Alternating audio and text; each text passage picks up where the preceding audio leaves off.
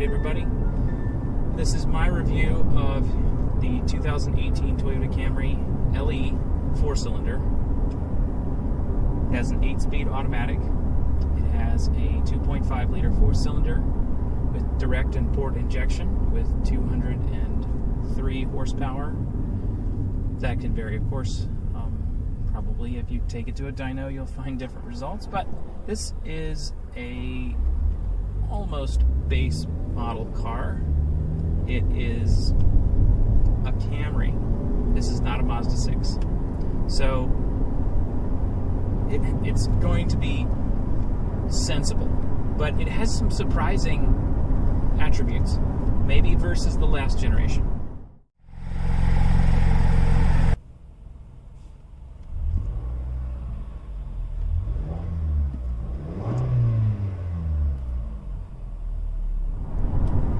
First off, there's audible engine growl with some acceleration, and that is kind of unusual to me. I would actually say it's more like a Honda in that way, so that you can actually hear the engine when you are revving it out a little bit, which is kind of interesting. I actually think that some people would find it annoying, though, if they want a Toyota experience or a pseudo Lexus experience. But the engine has, I think, adequate power. You almost never feel like it's bogging or having issues, except for because of the transmission. So the engine always seems like it has enough power, but the transmission, we'll get to that.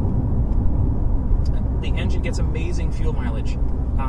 I regularly get upper 30s and lower 40s on 45 minute to 1 hour drives that include highway driving. So that's amazing. It's a 2.5 liter 4-cylinder. It's a pretty large 4-cylinder, and it gets that kind of mileage. So, I mean, a hybrid's going to get better mileage from Toyota, but an older hybrid, if you're looking for a used car, which almost everybody's looking for used cars right now because new cars are getting expensive, used cars are getting expensive, but even the older hybrids are not going to get 45 miles per gallon necessarily. So that's pretty impressive, and there are no extra drivetrain components to worry about failing. There's no batteries, there's no motors, there's no special, transmissions, nothing. It's just a gasoline engine, which is awesome. I think for the long term, that's going to be the best part about this versus a long-term ownership of, say, a Prius. So, engine's very impressive. It's got excellent power, excellent fuel economy, some surprising engine note character. So I think you're going to be pretty happy with that. Now the transmission. It's an 8-speed conventional automatic, not a dual clutch, just an 8-speed torque converted automatic. It has pretty good logic, so that from a start, and if you do have to stab the throttle, it will downshift and you get that power. And it does generally what you need it to do. It has some strange hiccups and jolts and things at low speed. So if you're driving in stop and go traffic, it feels a bit harsh sometimes. Another thing is, if you're driving aggressively, if you're going on and off the throttle, the engine will feel like it's bogging sometimes, because this transmission will lock up in every gear except for first gear. First gear, it allows slip, and then in second through 8th gear, it locks up each gear. And so what that means is you won't have slippage that allows you to translate some of that power through. So it actually feels more like a manual in the way it acts, because it locks up in that gear. And so it will bog initially if it doesn't have the perfect gear for your situation. So that happens sometimes.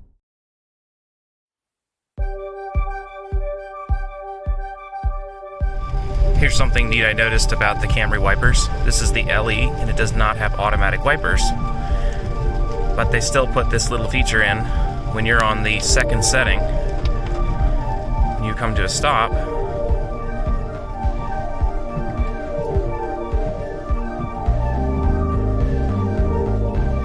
it slows down the wipe. That's pretty cool.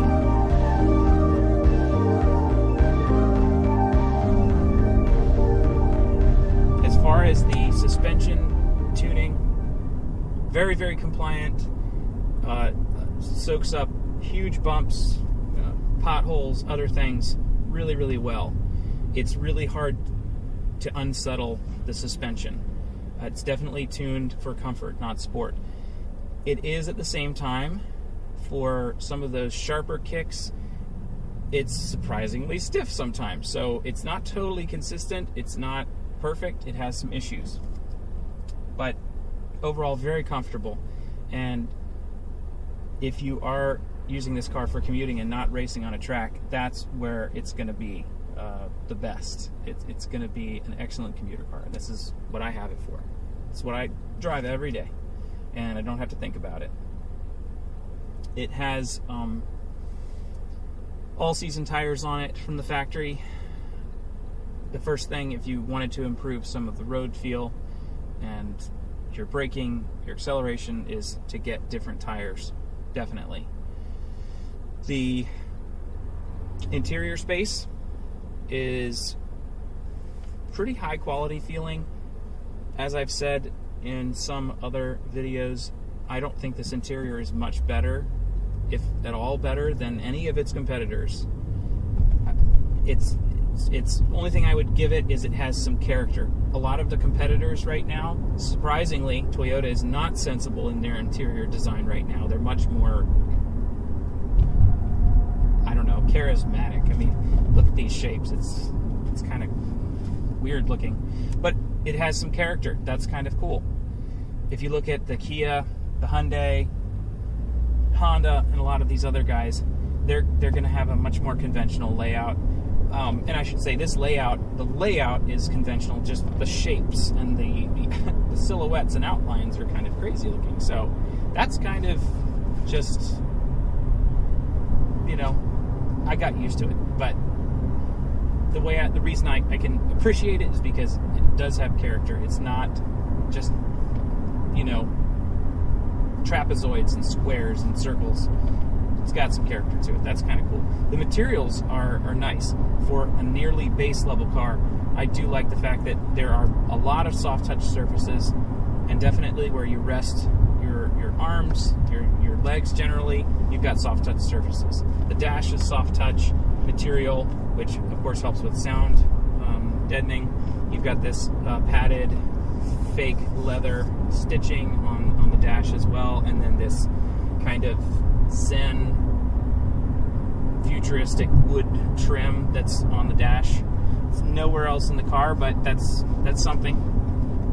The doors as well are softly padded. The center armrest is padded. While it is apparently a shallow pad, whatever the material is amazingly absorbent. So kind of feels like the harder you press on it, the more cushioning it provides. That's the only way I can explain it, because not even the very point of your elbow can, it doesn't hurt, which is really interesting.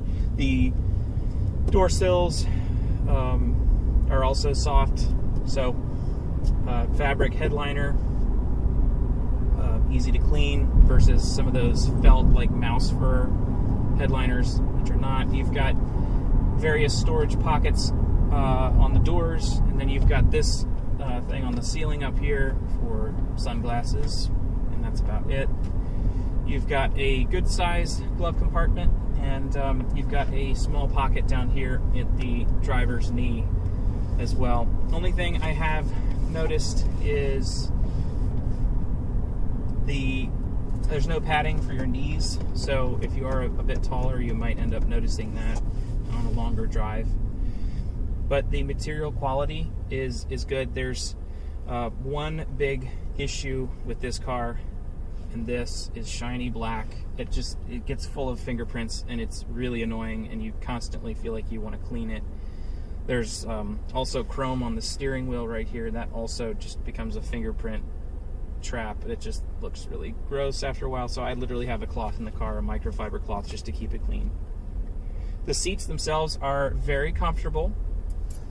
They have at least the driver's side has is power on the LE, which is nice. So it has a power driver's seat, not on the passenger seat, of course.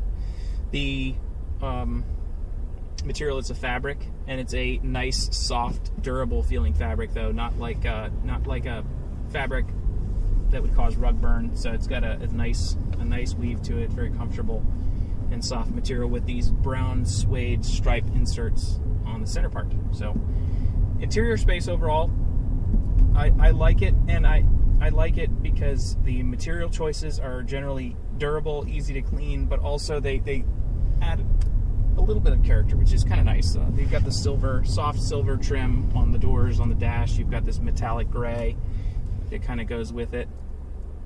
But overall, I think a very nice interior.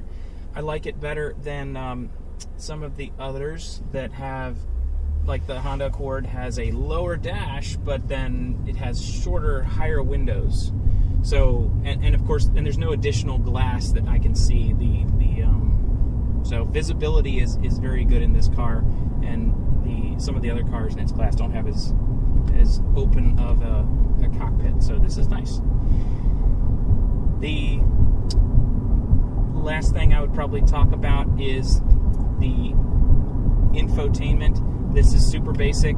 It does not have Android Auto or Apple CarPlay. It has Toyota's proprietary, I think it's the Entune system. And comment if you agree with this. Please comment and confirm. I don't care if I have Android Auto or Apple CarPlay in my car. And I'm probably one of those crazy people. I do not need it. The only thing I really care about, and the only thing I think I should really have, is audio. I can use GPS on my phone. I can have my phone sitting right in the cup holder like every other person out there. I don't need to have it on a giant screen.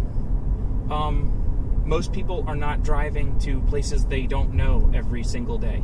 I actually do for my job, but I don't need it on the screen. I can hold my phone. A lot of these drives are not long drives. I don't need to have it plugged in and everything. I don't need that. You can't, of course, watch videos on Android Auto or anything like that. So it's not like you're gaining a lot. The only thing you're getting is maybe a slight positional change in the screen. So just let me know if any of you feel the same way. Maybe I'm crazy, but I don't need it. I really could not care less if I had it. So just the auxiliary input or Bluetooth audio input is all I need. So let me know if you guys feel the same way. Otherwise, this is a great car. It's got a big trunk. I think it actually looks pretty decent. It's, again, got kind of a conservative shape to it, but this is I've been really happy with this car.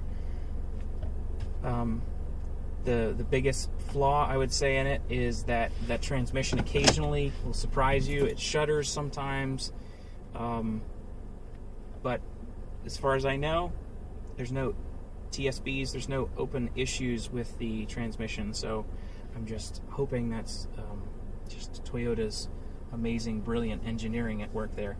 There's so many people out there that just worship brands, and I don't think I'm one of those people. I know I had some sobs, but I'll be the first one to tell you they're not the best cars. I think that they have some character. I think that they have some subtle kind of features and quirks that are fun, but I think any brand that makes a decent car, you should go buy one. You should not just stick with a brand because that's all you know. Get out there, test drive stuff, figure out what you like. You might not like a boring common car like a Camry, but I grew up, really appreciating the sportier cars, but the older I've gotten, the more I appreciate something that is practical and will hold its value. And while I don't think Toyotas are the best by any means, if they have some feature that I can appreciate, if they seem to build a solid car, then I want it. Then I want to own that. I don't care who it is, except for Alfa Romeo. They're almost entirely garbage, and Fiats, and Teslas. But those cars are still full of character. They're very interesting cars, but not my thing for sure, because I don't want to be stranded regularly. So yeah, I think the Camry is an excellent car. I definitely recommend you people out there who are car people, who appreciate cars, actually drive one. If you haven't driven one before, you might be surprised. It's got some kind of some sporty sounds. It handles pretty good, feels pretty good. Of course, like every car nowadays, you know, your steering feel is almost non-existent with these EPS systems, but just drive it. Drive a Mazda 6. Drive this. I know you'll see a difference, but hey, it's a Toyota, so it's perfect.